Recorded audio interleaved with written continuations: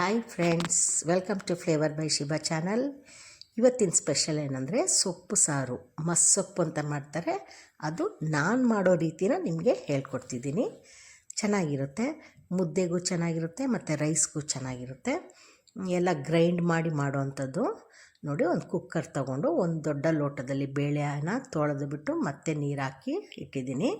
ಅದ್ರ ಜೊತೆಗೆ 2 ಟೊಮೆಟೊ ಹಾಕ್ತಾಯಿದ್ದೀನಿ ಮತ್ತು ಒಂದು ಈರುಳ್ಳಿ ಹಾಕ್ತಾಯಿದ್ದೀನಿ, ಅದನ್ನು ಸ್ಲೈಸಾಗಿ ಕಟ್ ಮಾಡಿ ಹಾಕ್ತಾಯಿದ್ದೀನಿ. ಜೊತೆಗೆ ಬೆಳ್ಳುಳ್ಳಿ, ಒಂದು ಉಂಡೆ ಬೆಳ್ಳುಳ್ಳಿನ ಸಿಪ್ಪೆ ತೆಗೆದಿರೋದು, ಒಂದು 4-5 ಹಸಿಮೆಣಸಿನ್ಕಾಯಿ ಅಷ್ಟೇ ಖಾರಕ್ಕೆ, ಮತ್ತು ತೆಂಗಿನ ತುರಿ ಹಾಕ್ತಾಯಿದ್ದೀನಿ.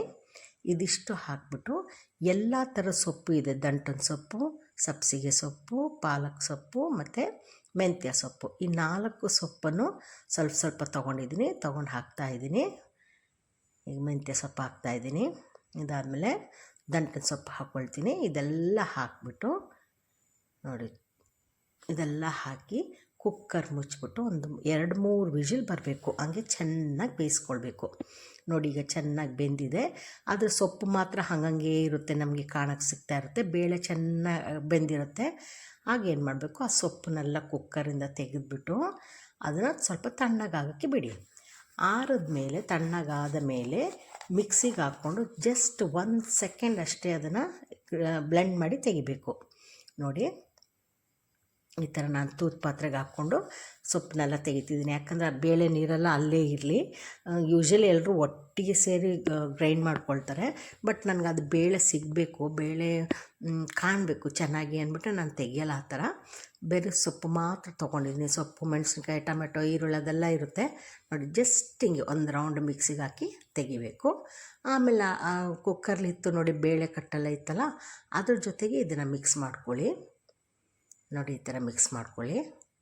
ಚೆನ್ನಾಗಿರುತ್ತೆ, ಒಂಥರ ಬೇರೆ ಥರ ಟೇಸ್ಟ್ ಅನಿಸುತ್ತೆ. ಇನ್ನೇನು ಹಾಕಲ್ಲ, ಸಾರಿನ ಪುಡಿ ಏನೂ ಹಾಕಲ್ಲ, ಮೆಣಸಿನ್ಕಾಯಿ ಅಷ್ಟೇ ಖಾರಕ್ಕೆ.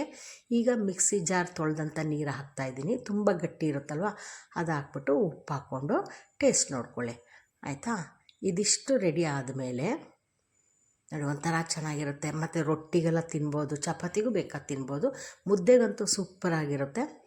ಇದಾದಮೇಲೆ ಒಗ್ಗರಣೆ ಹಾಕ್ಕೊಳ್ಬೇಕು, ಆಯಿತಾ. ಸಾರಿಗೆ ಒಗ್ಗರಣೆ ಹಾಕ್ಕೋಬೇಕು. 1 ಮೆಣಸಿನ್ಕಾಯಿ ಮತ್ತು ಸಾಸಿವೆ, ಕರ್ಬೇವಿನ ಸೊಪ್ಪು ಹಾಕಿ ಒಗ್ಗರಣೆ ಹಾಕ್ಕೊಳ್ಬೇಕು. ತುಂಬ ಟೇಸ್ಟಿಯಾಗಿ ಬರುತ್ತೆ. ನೀವು ಮಾಡಿ ನೋಡಬೇಕು ಇದು ಹೇಗಿದೆ ಅಂತೇಳಿ. ಅದ್ರ ಜೊತೆಗೆ ಒಂದು ಅರ್ಧ ಹೋಳು ಈರುಳ್ಳಿನೂ ಕೂಡ ಸಣ್ಣದಿಂದ ಕಟ್ ಮಾಡಿ ಹಾಕ್ಕೊಳ್ಳಿ, ಭಾಳ ಟೇಸ್ಟಿಯಾಗಿರುತ್ತೆ. ಇದನ್ನು ಚೆನ್ನಾಗಿ ಒಂಚೂರು ಕಲರ್ ಬರೋಂಗೆ ಫ್ರೈ ಮಾಡ್ಕೊಂಡ್ಮೇಲೆ ಸಾರಿಗೆ ಈ ಒಗ್ಗರಣೆ ಹಾಕಬೇಕು. ನೋಡಿ, ಸಾರು ರೆಡಿ ಇದೆಯಲ್ವ, ಅದಕ್ಕೆ ಒಗ್ಗರಣೆ ಹಾಕ್ಕೊಳ್ಳಿ. ತುಂಬ ಟೇಸ್ಟಿಯಾಗಿರುತ್ತೆ. ನೀವು ಖಂಡಿತ ಇದನ್ನು ಮಾಡಿಬಿಟ್ಟು ಹೆಂಗಿತ್ತು ಅಂತ ನನಗೆ ಹೇಳಬೇಕು. ನೆಕ್ಸ್ಟ್ ವೀಡಿಯೋದಲ್ಲಿ ನಮಗೆ ಮೀಟ್ ಮಾಡೋಣ. ಅಲ್ಲಿವರೆಗೂ take care, bye, thank you.